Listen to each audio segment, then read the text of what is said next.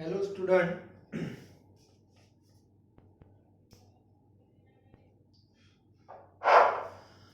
Last जो हमारा lecture था उसमें concentration that is our part 1 और उसके हमने कुछ न्यूमेरिकल सॉल्व किए थे जो कि 2-3 अभी बाकी है और उसमें एक बहुत इंपॉर्टेंट है, थोड़ा लेंथी भी है, उसके लिए मैंने अलग से लेक्चर रखा है।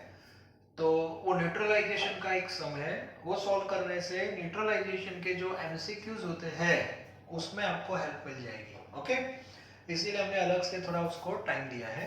तो क्वेश्चन नंबर आई थिंक 2.5 या 6 होगा, इसके पास टेक्स्ट बुक है वो एक बार देख लो। 2.6 इजी है वैसे तो, लेकिन उसको सॉल्व कैसे करना है उसकी एक स्पेसिफिक मेथड है। ओके, तो सबसे पहले 2.6 में आपको एक बाउल दिया है, बीकर टाइप का है। अब इसमें बेस है, बेस का सॉल्यूशन नहीं है, ये बेस जो है that is in solid form. Okay, and this is a mixture और ये जो है दैट इज मिक्सचर। अब किसका मिक्सचर है वो देख लेते हैं। ये जो मिक्सचर है that is Na2CO3 that is sodium carbonate plus NaHCO3 that is sodium bicarbonate और ये जो मिक्सचर है उसका टोटल मास है 1 ग्राम। क्लियर? नंबर 1। बाद में हमें करना क्या है, हमें जो एक्टिविटी करनी है that is neutralization. Yes, neutralization. हमें इसको न्यूट्रल करना है। न्यूट्रलाइजेशन जब वर्ड आता है तो ये क्लियर होना चाहिए, बेस को न्यूट्रलाइज करना है तो एसिड चाहिए और एसिड को न्यूट्रलाइज करना है तो बेस चाहिए। ठीक है, तो न्यूट्रलाइज करने के लिए इसमें हमें एसिड डालना है एंड दैट इज गिवन, और वो जो एसिड दिया है that is in the form of solution और उसका कंसेंट्रेशन दिया है 0.1 मोलर HCl। लेकिन आपको फाइंड क्या करना है, इसका वॉल्यूम फाइंड करना है। बस कितना वॉल्यूम आपको बनाना पड़ेगा। कंसेंट्रेशन दे दिया है लेकिन वॉल्यूम, तो सबसे पहले न्यूमेरिकल स्टार्ट कहां से करना है ये बहुत इंपॉर्टेंट है। और दूसरी बात, ये जो मिक्सचर दिया है उसमें भी कंडीशन दी है that is equimolar mixture. Equimolar का मीनिंग है दोनों के मोल सेम है। Okay, sodium bicarbonate as well as bicarbonate. तो सबसे पहले तो क्लियर होना चाहिए कि न्यूट्रलाइजेशन का कॉन्सेप्ट एग्जैक्टली है क्या, वो स्टार्ट कहां से होता है क्वेश्चंस।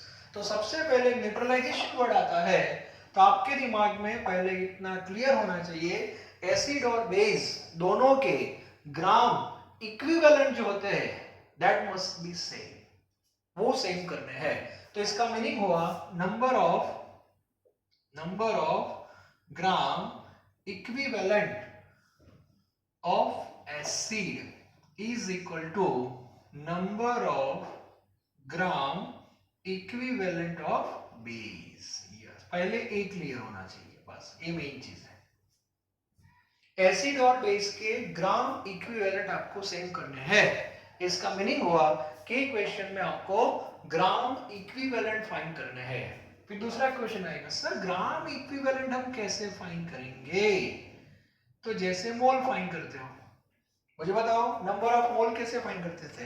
नंबर ऑफ मोल के लिए गिवन मास अपॉन मोलर मास था, तो नंबर ऑफ ग्राम इक्विवेलेंट के लिए आपको गिवन मास को डिवाइड करना है, मोलर मास से नहीं, कौन से मास से? इक्विवेलेंट मास, इससे आपको डिवाइड करना पड़ेगा। फिर आप बोलोगे सर इक्विवेलेंट मास कैसे फाइंड करेंगे? तो मोलर मास तो mf से फाइंड होता है, तो इक्विवेलेंट मास और इक्विवेलेंट वेट हम कैसे फाइंड करेंगे? तो वो भी आपको पता है, और इसके लिए आपके पास मोलर मास होना चाहिए और इसको A, B और B से डिवाइड करना चाहिए। क्लियर? और AB भी क्या है वो आपको पता है। तो इस बेस पे हमें क्वेश्चन को सॉल्व करना है। तो पहले सारे टॉपिक आपके क्लियर होने चाहिए, तभी हम आगे बढ़ सकते हैं। वरना रेफरेंस बुक में, डाइजेस्ट में सॉल्यूशन तो होगा लेकिन आपको पता नहीं चलेगा कि उसने क्या किया है, एग्जैक्टली क्या किया है। किया कुछ नहीं है, बस यही करना है। एसिड और बेस को इक्वलाइज करना है in terms of gram equivalent. Clear? Okay. और ये कैसे फाइंड करते हैं, इसकी फॉर्मूला है, और ये कैसे फाइंड करते हैं, इसकी फॉर्मूला है। ओके, तो हमें सबसे पहले क्या करना है, ये हमारा जो बेस है दैट इज मिक्सचर, तो उसके हमें ग्राम इक्विवेलेंट फाइंड करने पड़ेंगे इंडिविजुअल, फिर हम दोनों को ऐड कर देंगे। लेकिन इंडिविजुअल फाइंड करने के लिए दोनों का मास होना चाहिए। अभी जो आपको मास दिया है 1 gram, that is total mass of mixture, individual नहीं है। ओके, तो सबसे पहले हमें वो फाइंड करना है। तो आपका न्यूमेरिकल अब यहां से स्टार्ट होगा। सपोज, यस, सिंपल ही है, suppose mass of Na2CO3 that is x। Clear? तो Na2CO3 का मास है x, एज्यूम कर लिया। Therefore mass of NaHCO3 and that is 1 minus x gram. Clear?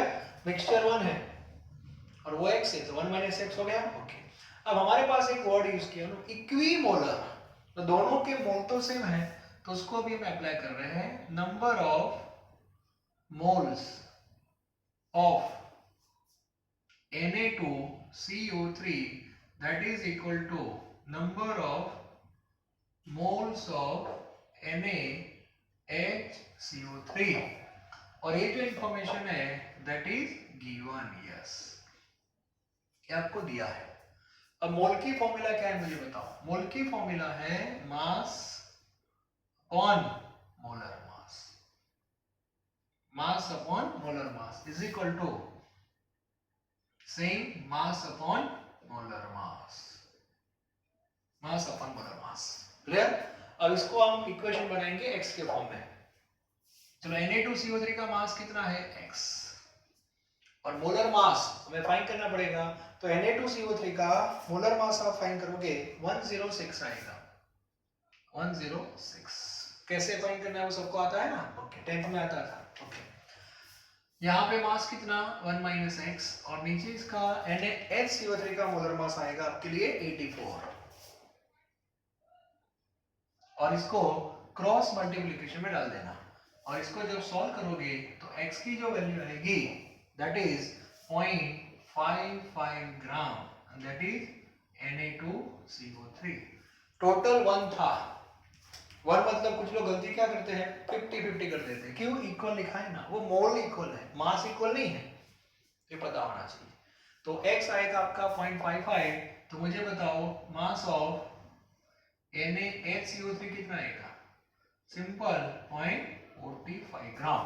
तो सबसे पहले दोनों का इंडिविजुअल मास आपको पता होना चाहिए, और वो ऐसे ही फाइंड कर सकते हैं। तो इंडिविजुअल मास आ गया। अब इंडिविजुअल मास आपके पास आ गया है, इसको ये मास से क्या कर दो, डिवाइड कर दो, तो दोनों के इंडिविजुअल ग्राम इक्विवेलेंट हम फाइंड करेंगे। तो सेकंड पार्ट अब स्टार्ट हो रहा है। Now number of gram equivalent of Na2CO3, तो उसकी फॉर्मूला है मास अपॉन कौन सा मास, इक्विवेलेंट मास। मास आपके पास आ गया है 0.55, इक्विवेलेंट मास हम कैसे फाइंड करेंगे, तो उसके लिए मोलर मास अपॉन एबीवी। सो 0.55 मोलर मास था 106 divide by Na2CO3। Na2CO3 means what, Na plus, but how many Na plus, 2 Na plus, और carbonate ion that is CO3 minus 2. So how many electron exchange during the formation of Na2CO3, and that is 2. So in that case we have to mention valency, and that is 2. Okay, अब इसको आप solve करोगे तो number of equivalent आपको मिल जाएंगे 0.0103, and this is gram equivalent of Na2CO3. Clear? Similarly, number of gram equivalent of NaHCO3, चलो formula लिखता, मास कितना बताया आपको, बाइकार्बोनेट का मास हुआ 0.45। क्लियर? इक्विवेलेंट मास कैसे फाइंड करेंगे, मोलर मास अपॉन एबीवी। तो इसका मोलर मास कितना था 84 और इसको 1 से डिवाइड करना पड़ेगा, बाइकार्बोनेट Na प्लस और HCO3 माइनस, और इसके नंबर आएंगे 0.0053। यस, तो आपके पास दोनों के नंबर आ गए। अब दोनों के जो नंबर आ जाएंगे तो अब क्या फाइंड कर दे लो, total number of gram equivalent, क्योंकि ये तो मिक्सचर है तो टोटल नंबर आएंगे 0.0103 plus 0.0053। So total answer becomes 0.0156। तो आपका आधा काम हो गया, सिंपल। मतलब ये जो बेस था हमारा, मिक्सचर जो था इन टर्म्स ऑफ मास, उसका हमने ग्राम इक्विवेलेंट फाइंड कर दिया बेस का। अब मुझे बताओ, ये मिक्सचर को 100% यूटिलाइज करना है तो एसिड के ग्राम इक्विवेलेंट भी कितने होने चाहिए, देखो सेम होने चाहिए। तो इनडायरेक्टली आपको एसिड के ग्राम इक्विवेलेंट मिल गए। ठीक है, अब देखो क्या हो रहा है, अब ये दोनों सेम करने हैं कि नहीं। अब इसका मीनिंग क्या हुआ वो देखो। अब देखो, टू न्यूट्रलाइज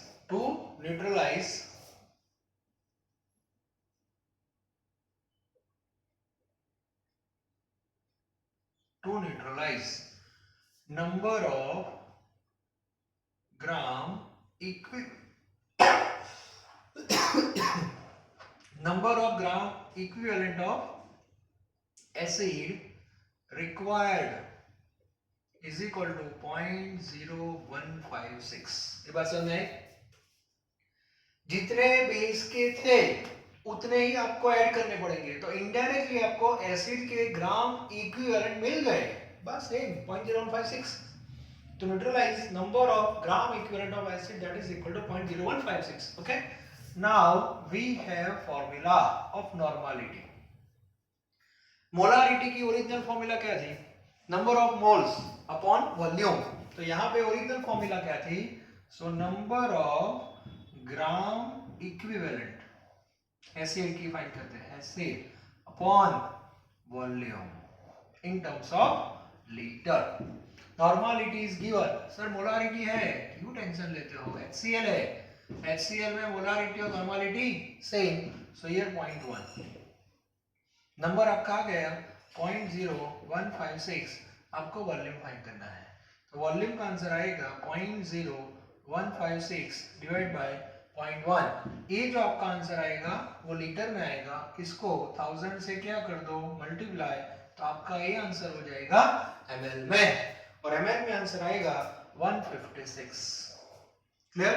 तो ए न्यूमेरिकल इस बेस पे होगा, बहुत ही इजी है, वॉल्यूम फाइंड करना था मेन शॉर्ट, तो वॉल्यूम आ गया 156 ml। मतलब HCl का जो सॉल्यूशन है 156 ml ही आपको बनाना है और वो इसके अंदर डाल दो, तो पूरा जो सॉल्यूशन बनेगा that is neutral. Neutral means pH that is 7। Clear?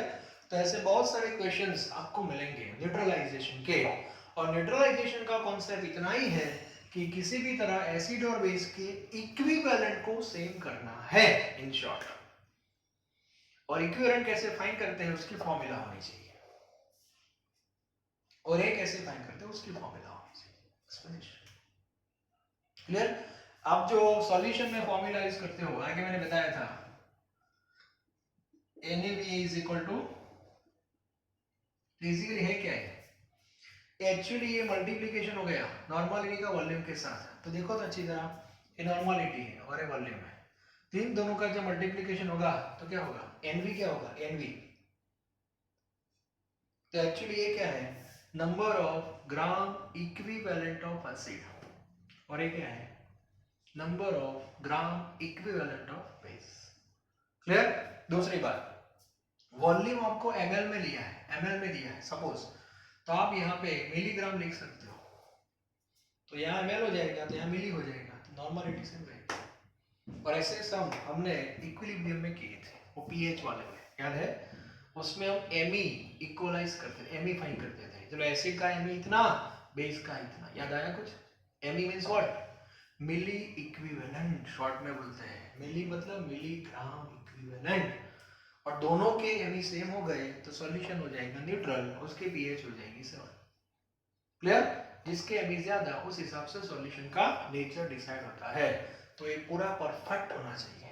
एक दो बार उसको लिख देना, स्टैंडर्ड न्यूमेरिकल है न्यूट्रलाइजेशन का। क्लियर? ओके। अब दो छोटे छोटे न्यूमेरिकल इसके साथ मैंने रखे हैं, वो भी देख लेते हैं। ऐसे सम को एक या दो बार आपको लिखना पड़ता है नोट में, हाँ, पढ़ने की जरूरत नहीं है, उसको लिखना पड़ेगा।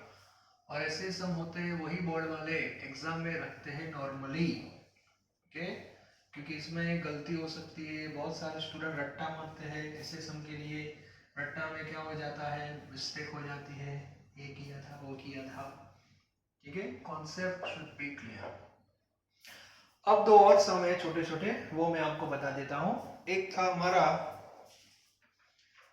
2.28, इजी है सर, सॉरी 2.29, 2.29 में एक ड्रग है, दैट इज नेलोरफिन ड्रग है। उसका मास दिया है, मास of solute that is 1.5 milligram. It means 1.5 into 10⁻³ gram, okay? बाद में इसकी मोलालिटी दी है small m, that is 1.5 10⁻³ molality is also given. और आपको फाइंड क्या करना है, मास, मास ऑफ सॉल्यूशन, ये आपको फाइंड करना है, बस सिंपल क्वेश्चन है।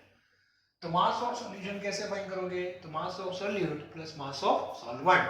तो सॉलिड का तो दिया है, सॉल्वेंट का फॉर्मूला से मिल जाएगा, W ग्राम, याद है ना, molar mass into W not, W not किस में, केजी में। Molality is given 1.5 10⁻³ 1.5 10⁻³ molar mass, formula is given, ये जो सॉल्यूट है उसकी फॉर्मूला है C19H21NO3, तो उसका मोलर मास आ जाता है 311। और ये W नॉट आपको फाइंड करना है, W not mass of solvent, ये कट हो गया, सो W नॉट हो जाएगा 1/311 और ये हो जाएगा केजी में, और इनटू क्या कर दो 1000, तो ये आंसर आपका हो जाएगा ग्राम में 3.215 ग्राम। क्लियर? तो ये सॉल्वेंट का मास है और ये सॉलिड का मास है, दोनों को ऐड कर दो तो मास ऑफ क्या हो जाएगा, सॉल्यूशन 3.215 1.5 10⁻³ ग्राम प्लस ग्राम। आंसर में ज्यादा कुछ वेरिएशन नहीं आएगा, 3.2169 ग्राम, ऐसा कुछ आंसर आ रहा है, ओके? तो बहुत सिंपल ही है, लेकिन मास ऑफ सॉल्यूशन फाइंड करना है इन शॉर्ट। बाद में एक सम है 2.30 मोलारिटी के बेस पे है, उसमें बेंजोइक एसिड जो है वो सॉलिड है, वो भी सिंपल है, molarity W gram upon molar mass into volume in terms of liter. So here molarity is given, that is 0.15. I think आपको डबल ही फाइंड करना है, yes. Benzoic acid, benzoic acid means benzene की जो ring है उसके ऊपर COOH group, और molar mass हो जाएगा 122, और V जो दिया है दैट इज 250 ml दिया है, लीटर में चाहिए, तो यहाँ पे क्या कर दो 1000, आंसर आपका ग्राम में हो जाएगा 4.575 ग्राम। क्लियर? तो इस बेस पे हम फाइंड कर सकते हैं। तो एक्सरसाइज के जो भी सम कंसंट्रेशन बेस पे थे वो सारे मैंने ढूंढ के आपके सामने रख ली है, ठीक है? अब एक भी सम में गलती नहीं होनी चाहिए। अब मैंने आपको 8 न्यूमेरिकल होमवर्क में दिए थे, वो भी डिस्कशन कर लेता हूं मैं। जो इलस्ट्रेशन वाले हैं वो तो आप आराम से कर लोगे क्योंकि इसका तो सॉल्यूशन दिया है। जो इंडेक्स है वो मैं थोड़ा आपको आइडिया दे दूं, बहुत इजी है। उसमें एक है 2.1, जिसके पास टेक्स्ट बुक है वो देखो 2.1 में हम क्या करेंगे। 2.1 में सॉल्यूट है बेंजीन और सॉल्वेंट है carbon tetrachloride, that is CCl4. Now C both having different mass. Benzene का मास दिया है 22 ग्राम और CCl4 का मास दिया है 122 ग्राम.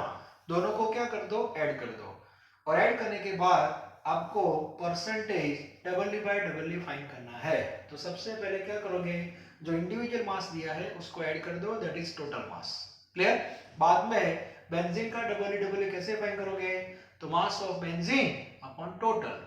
तो बेंजीन का मास है 22 डिवाइड बाय टोटल 144 इंटू 100, तो वो परसेंटेज बेंजीन के आ जाएंगे. 100 में से माइनस कर दो, that is CCl4. Clear. Second जो है 2.2. 2.2 में 30% W/W बेंजीन दिया है और सॉल्वेंट कौन है, वाटर नहीं है, कार्बन टेट्राक्लोराइड है. तो 30% W/W का मीनिंग पता होना चाहिए. तो 30 ग्राम बेंजीन है और 70 ग्राम CCl4 और टोटल 100. ठीक है. तो दोनों के मास आ गए. बाद में मोल फ्रैक्शन फाइंड करना है. मोल फ्रैक्शन में मोल चाहिए, मोल के लिए मास अपॉन मोलर मास चाहिए. तो मास पता है, मोलर मास डिवाइड कर दो, आंसर मिल जाएगा. ओके.